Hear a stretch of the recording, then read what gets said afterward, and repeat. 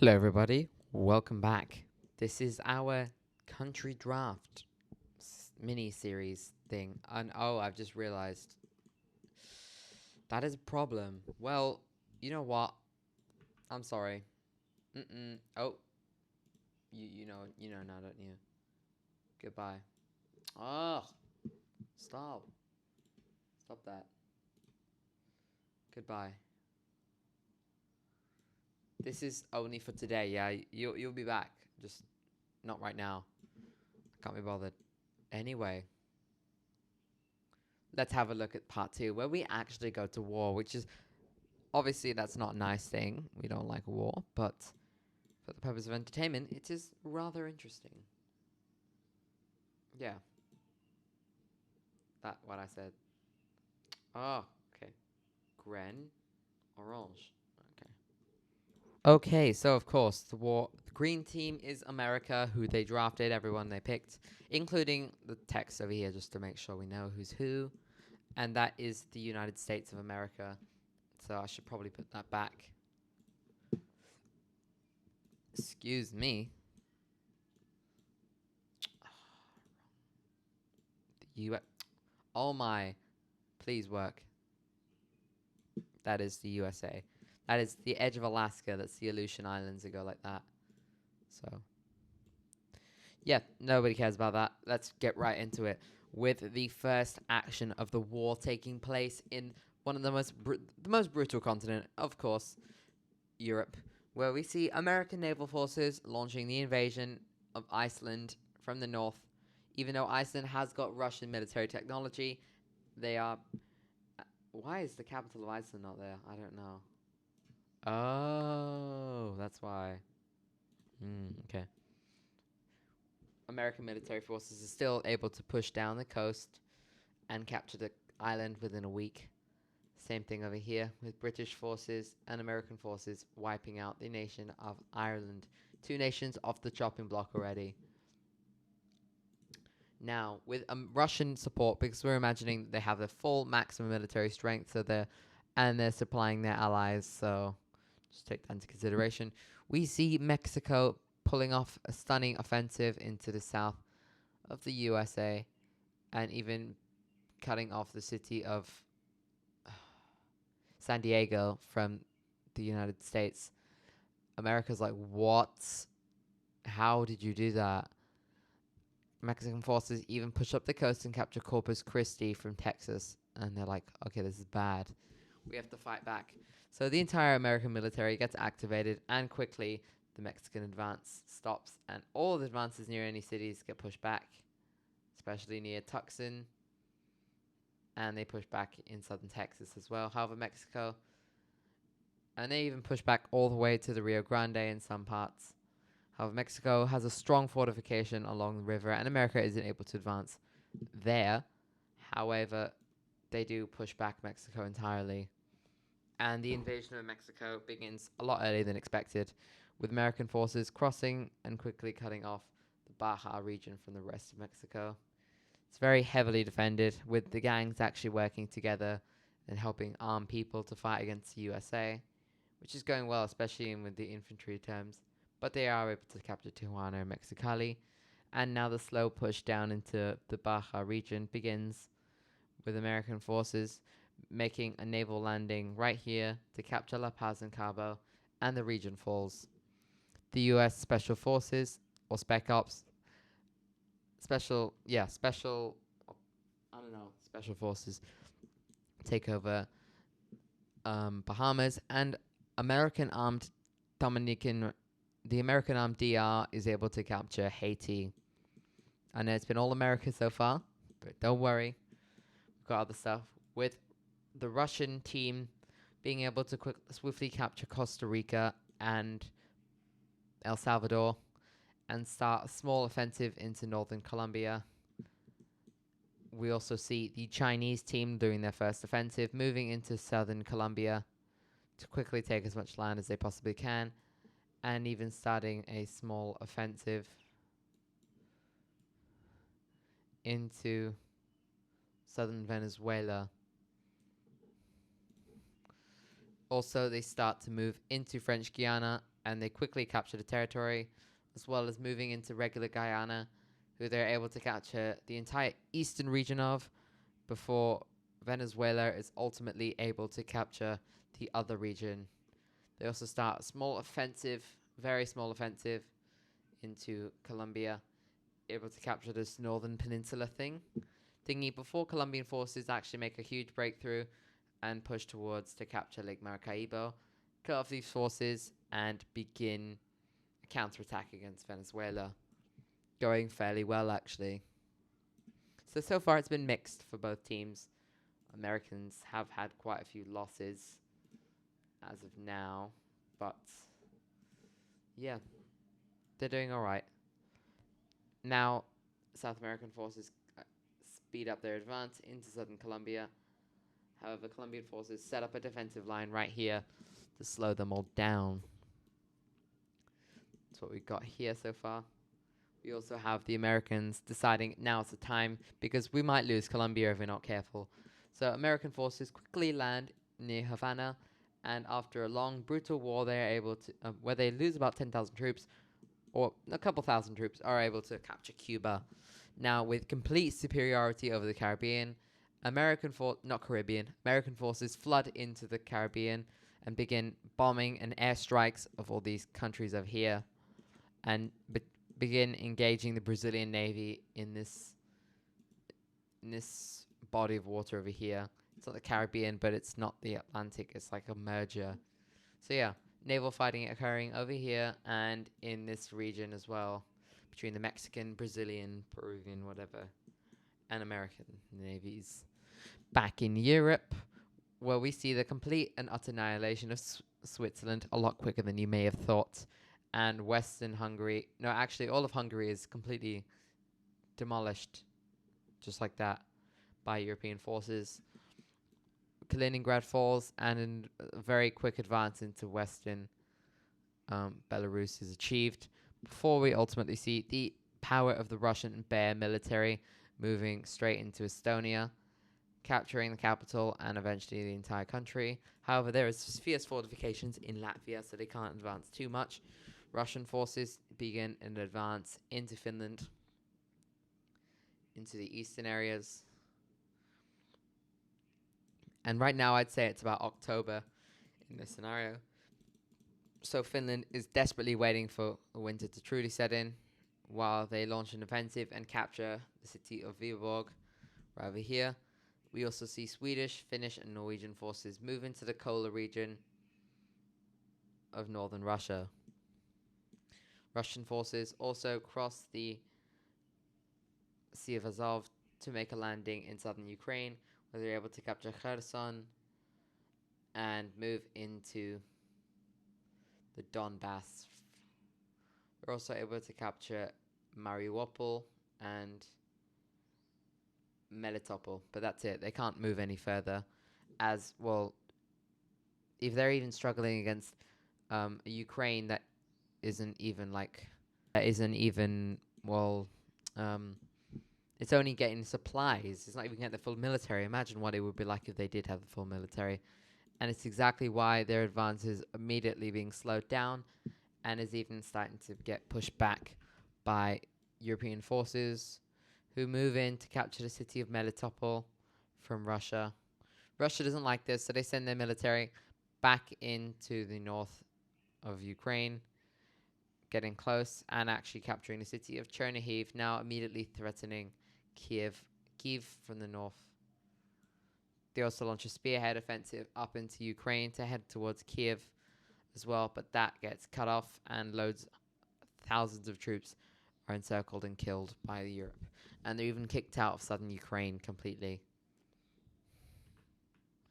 Russia now starts to step up their advance into the Donbass region as a last gasp effort to try and push back the Europeans. It goes okay, but just okay. They're not actually able to enter into the city of Donetsk, but they do resume their offensive into the south of Europe, now getting close to the city of Kherson. Now, over here, this is where they have a bit more success, as the combined military of Russia, Central Asia, Iran, Azerbaijan is able to do pretty well moving into eastern Georgia. However, Russia is only able to move along the coast into like Abkhazia and South Ossetia, of course they are, but not too far. Georgia is able to defend from the rest of the country, especially with Turkish and European support. Europe decides our main goal is to completely destroy the Balkans. So the entire military of Europe, Italy, Germany, Poland, Turkey, most of it, well, like UK and France, all those forces are mainly, obviously they're sending supplies and like rocket launchers over here, but the main armored troops, even from like all the Balkans, they're just holding defensively over here. But the main offensive troops are going into the Balkans, as if once they can get rid of that, they could just have one united front instead of a gap between them to two. So Turkish forces move really fast into southern Bulgaria, actually capturing Sofia, and united with Greece, they're able to do really well moving into here. Russian forces desperately try to break it, but Ukraine, along with them, are able to capture the Romanian coastline, cutting them off. Ukraine is able to capture all of Moldova, and once Bucharest falls, Romania begins to collapse. Push towards Belgrade occurs, and combined, Europe is able to completely capture all of the Balkans, which now frees up loads of forces to go and fight in the Middle East. I'm sorry. Yeah, anyway. We have Algerian forces moving into southern Libya, trying to capture some of the important oil resources of the region, moving towards the important city of Sabha. I don't know how to pronounce it, but I think it's Sabha. Maybe. They also start to move into southern Tunisia, moving along the coastline like so. Moving along the desert borders and now moving into Libya. Italy's main, now that the Balkans have been cleared up, the main Italian army, roughly 2/3 of it is over here and the rest is in Eastern Europe and mainly in Turkey to help defend. So the Italian army, which is now increased probably to about 3 or 4 million, or maybe 2 million, we'll say, for now at least, is doing very well and lands here to help push back the Algerians. And Iberia is saying, and Morocco have got their entire militaries over here.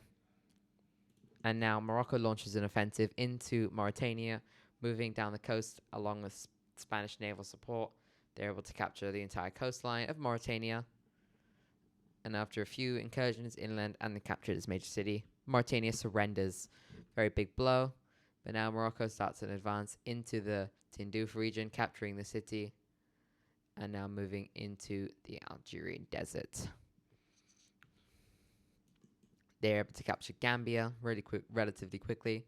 And with Senegal as well, they're able to move in and capture Guinea-Bissau and start an offensive into northern Guinea. We also see Chinese forces doing pretty well, capturing Rwanda, capturing western Rwanda, and moving into Uganda, capturing most of that country. They start to move into Kenya. However, they are slowed down by Ethiopian forces, who do actually move pretty fast into South Sudan, capturing the country, surrendering it, and now moving up into Sudan as well. However, that's what we've got here. It's kind of our map. Djibouti is holding out as much as they can until eventually they do get eliminated by Ethiopian forces. Also, we see Tanzania moving forces into southern Kenya, getting pretty close to Nairobi, capturing the city, as well as Mombasa, and the country is no longer able to survive, with it now just being held up by Ethiopian forces, just trying to hold the country together, who now actually move into Kenya and Uganda to try and liberate the two, and it goes all right. However, the south of Uganda also has fallen over to Tanzania. Anyway, okay, now where it's going to be very interesting, Asia. India has a lot of initial success. I'm not saying they won't have success all the time, But the reason what China was trying to do was trying to cut off the Siliguri corridor. But India knew this, so they've got intense forces blocking in this region. However, Chinese forces are able to move into the province. However, India immediately sent most of their forces into Bangladesh, and they sort out there's no way they can block the corridor now, as Bangladesh has been mostly eliminated. They now move into the region here, the I don't know what it's called, Rohingya region of Western Myanmar. This is what we're looking at so far, with Chinese forces now moving into this entire region here. China also starts an offensive into Kashmir, but of course it's very mountainy here. So does Pakistan, but it's very, very slow because Indian forces are able to defend very well here. India moves out from this little point jut in the land, now moving out completely into mainland Pakistan, sending troops in both directions to try and see what happens. And it goes well. Also now moving into the Sindh region, which is arguably the most populated part, and now heading towards the coast. And Pakistan is then able to hold them back, as they're facing advancements from the Iranians, who move into the Balochistan region, or the Balok region here of Pakistan and southern Afghanistan, capturing the city of Quetta before India is able to completely cut off the south region. And after a while of fighting, they capture the city of Karachi and now start to move into Punjab, the most populated part of Pakistan. So if they lose this, they're basically out. But that's what we're going with here. Nepal is mostly been neutralized by Indian forces, who capture Kathmandu and most of the north. As they knew, if they look, this is one of the most populated. The most populated part of India is this region here, this pink region. So if they lost that, that's really bad. And if you look at population maps, especially this part, I know there's not many major cities here, and of course Delhi, but I'd say just this like section here. Of course, you got to include this part as well, which is like Gujarat and a bit Maharashtra, and then of course the south. But the main populated areas, like if you look at population density, it always comes back to here. So just bear that in mind, which is why India's moved into here. Meanwhile, now there's intense naval fighting in the region. South Korea is able to move up into southern China, into North Korea. Actually doing well. The reason why they're able to advance into North Korea, even though China's right there and they're supporting North Korea, is because China has to face India, Japan, South Korea, US naval forces, and Russia at the same time. And it's not a good combo all the time at the same time, is it? So what happened here to the city? I don't like that.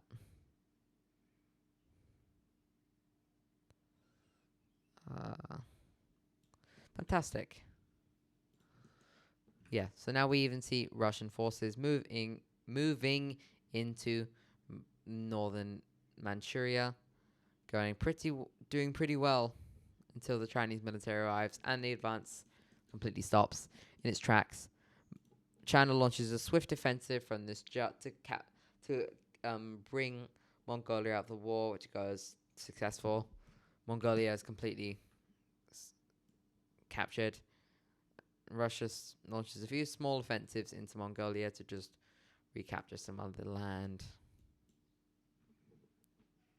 But they're only able to capture this part here.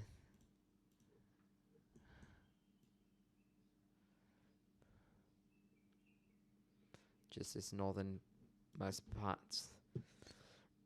Now, China does have a lot more success in Central Asia, with their forces steamrolling into the this region here, capturing this populated part of Kazakhstan, including Almaty, capturing Kyrgyzstan, and moving into Tajikistan and the Fergana Valley. Russia is trying to heavily defend this area, but Chinese forces are overwhelming the troops here, and the Fergana Valley and Tashkent fall, which is basically going to put Uzbekistan on like the crippling edges. So what an interesting start to the war we have. We haven't talked about Southern South America yet, so let's get right into that. So this is just going to be fought between America and China. We have American forces moving from Argentina up into Brazil and Paraguay. However, we also see forces from Chile and Bolivia moving in here. So Bolivia can finally get a coastline, which they do. And they move in from northern Paraguay into northern Argentina, and from Brazil into Uruguay. We got America is desperately fighting now, as their forces now move swiftly into northern Mexico. Hermosillo falls, as well as the Sonora region. Sonora, whatever. American naval forces prepare a massive naval invasion in the city of Veracruz, which they do successfully, landing and capturing the major port city, as well as Puerto del Carmen, Playa del Carmen, I think, which is over here, or Ciudad del Carmen, another major city here. And they've launched 2 naval invasions into Mexico. Mexico isn't finished just yet, so now the third one lands. The third and fourth ones land now into Puerto Vallarta, in Guadalajara, in the Jalisco region, and they land right over here to capture the city of Acapulco. So Mexico has basically lost all their ports just like that. Very bad. Very, very bad. And America launches another mini invasion here, along with forces from Texas, to cut off this region here. They now start to move pretty quickly into the north of the country. And yeah, Mexico's trying their best to fight back. And now, but forces continue to advance into Colombia. It's not good. Colombia is trying to hold back as much as they can until American forces arrive, but now they're starting to get pushed back in the south by the sheer amount of troops from here, because it's like 200 million, so they probably got like 5 million troops. Colombia's only got 1 or 2 million, so they're holding back as much as they can, with American forces arriving now to hold off in Bogota and Cali, the 2 most important cities in Colombia, in southern Colombia. Now, Mexico is going to get quickly wrapped up by the USA, as they also launched a big invasion of Central America, being able to move in, swiftly capture Honduras, Nicaragua, and now there's nothing else over here. American forces move into Costa Rica and El Salvador, and now move into Panama from the north. And there's no longer a threat from Central America for Colombia, who is able to kick out the Panamanians.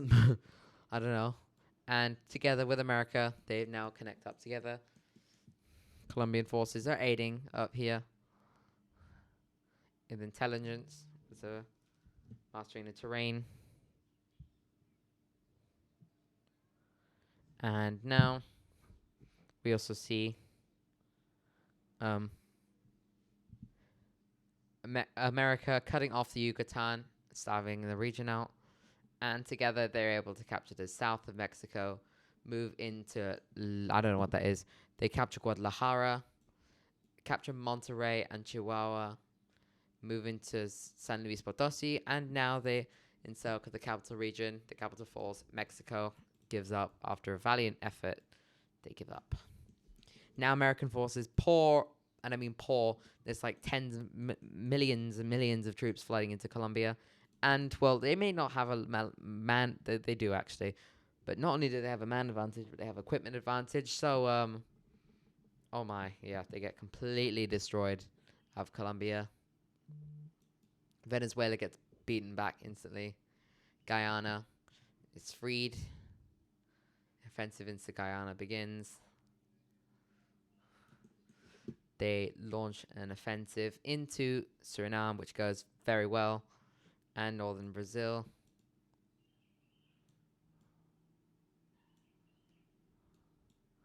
One second, this is just annoying. Now they move into Venezuela from both sides.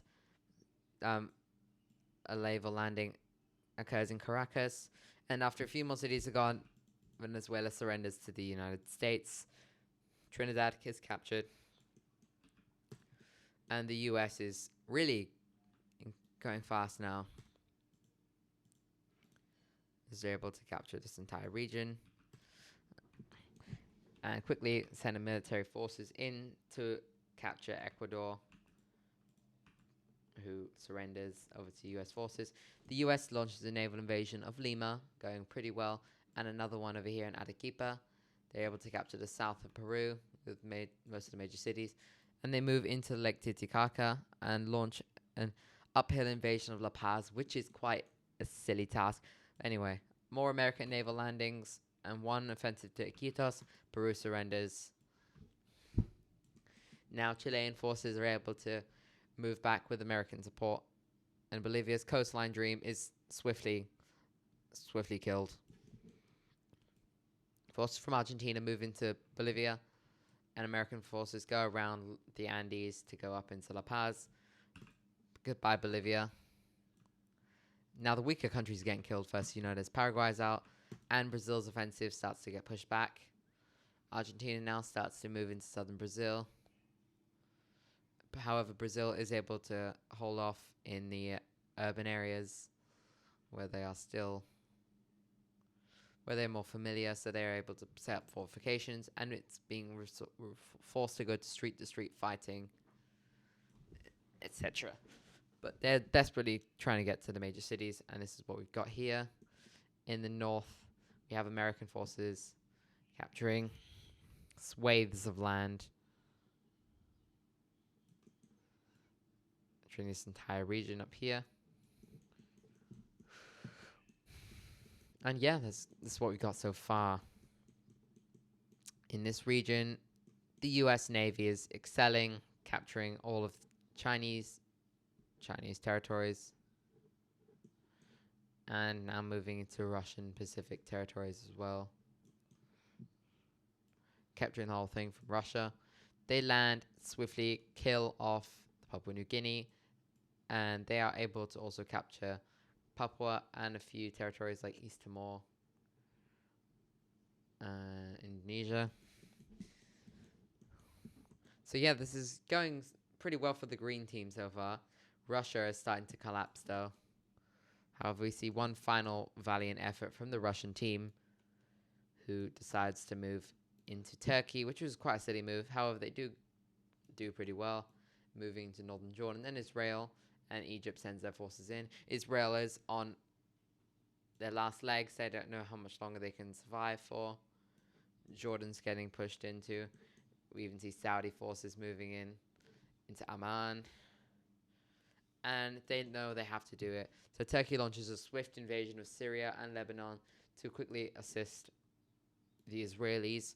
And that does pretty well, as now Israel is able to push back. And once again, they're going to do what they did to Egypt quite a long time ago, capturing the Sinai Peninsula and the Suez Canal. Italian and Greek forces land in Libya to capture the whole thing. They now start to push back any Algerian forces left over in the country.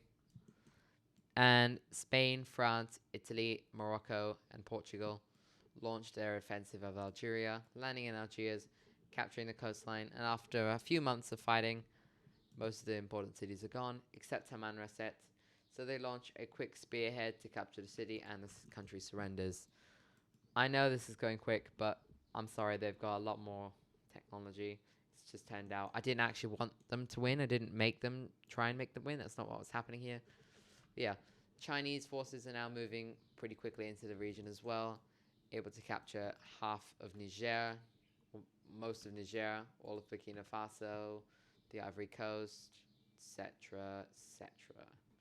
Moving into Mali and Guinea. And it's not like they have any time to be friends with each other, because they literally start fighting the second they meet each other on the front lines. So it just started another war. And now Russia's team is almost finished. We have some intense fighting going on in the Middle East. However, both China, there's a temporary ceasefire between Turkey and Jordan and Saudi Arabia. As they realize the good idea is to just get rid of Iran and them. So yeah, forces move into Egypt from the north, and Egypt can no longer survive. South is captured by Sudan, who are engaging pretty well.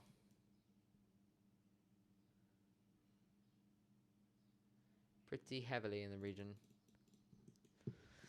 Syria is fully captured. They swiftly move into Iraq again and then capture all of Iraq, with the entire Middle East involved.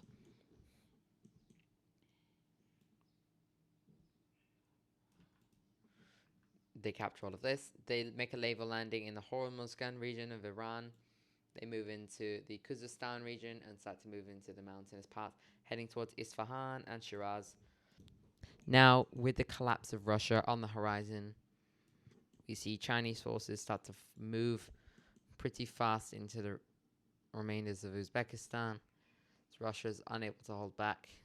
Supply lines are getting thin though, so with Afghanistan as well, they're having to move more into Turkmenistan now. They capture the capital. Uzbekistan and Turkmenistan surrender simultaneously. Big win for them. And now they start to move into northern Iran, capturing quite a few major cities and getting pretty close to Tehran, as well as Saudi forces moving in from Arab forces moving in from the south, capturing Qom, I don't know. And American forces also, European forces also capture the remaining territories here. Turkey is completely liberated.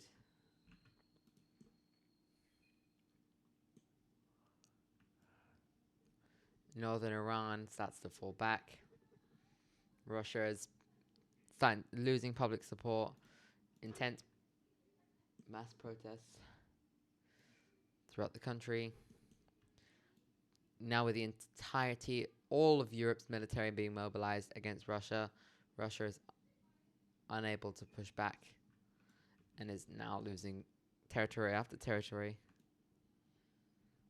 Finland gets pushed back. All of the Kola is captured. Russia's entire military is being mobilized, but so is Europe, and Europe has far more military and more equipped military than Russia does. So St. Petersburg falls, and from here it's pretty obvious Russia's going to collapse imminently. So they start to move in from all fronts, even from Ukraine as well. They're able to capture this entire southern Russian region. China now does the same, kicking out the Russians and capturing this region here, along with Japan, who they start fighting in Sakhalin. Japanese forces capture the Kurils, move into some parts of Kamchatka.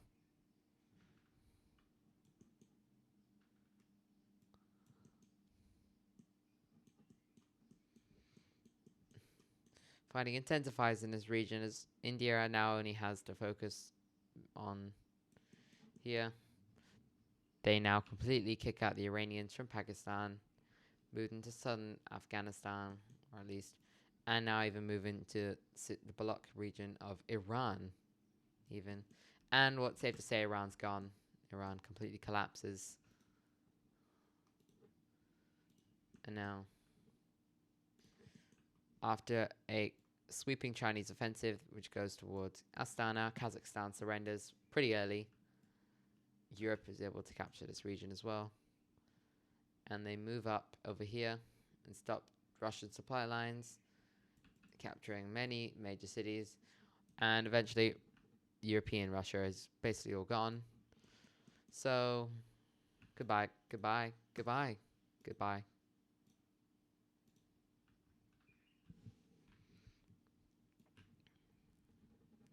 And yes, this is exactly how it would happen. Russia is completely kicked out of everybody else. And yes, it's now just Europe and China. No, now it's Americans and the Chinese team. And yeah, this is what we've got as our map here. It's going to be a feisty end to the war. It's going to be another long video, but we're not doing a third part. Anyway, let's get into it. South Africa, goodbye Lesotho. Now South African forces move into this region here of South America. Brazil on their own is starting to lose public support and the manpower as people are starting to fight against the government, as they don't want to fight against all of South America and the USA.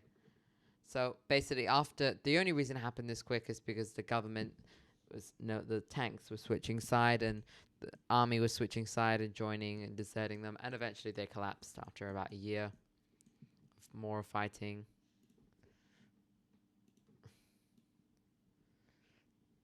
And actually, I know it's late now, but why not? We're changing the color because it looks so much better, doesn't it?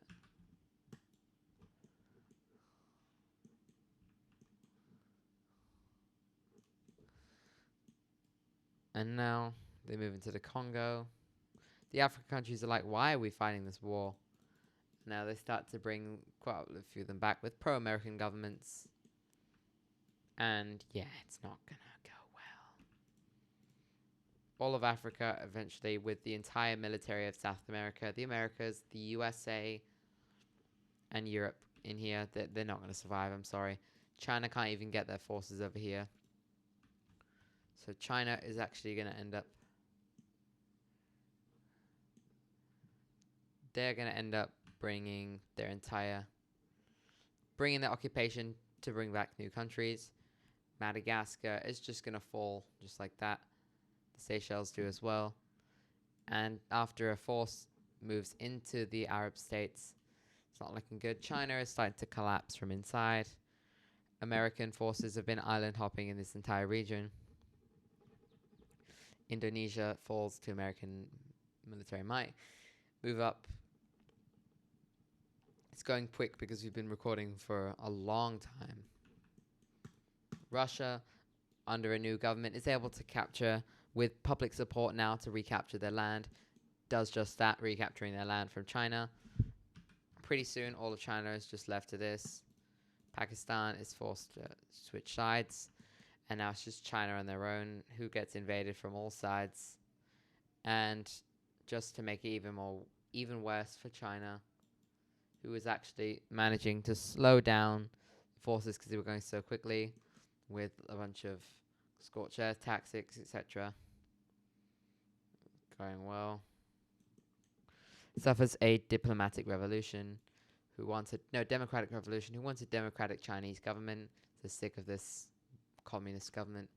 So they're able to capture the rest of China. And yes, that is it. Do you want to see a peace treaty? No. You don't. For the first time, we're not doing a peace treaty. And some of the story, the world is green. No red, no orange, no yellow.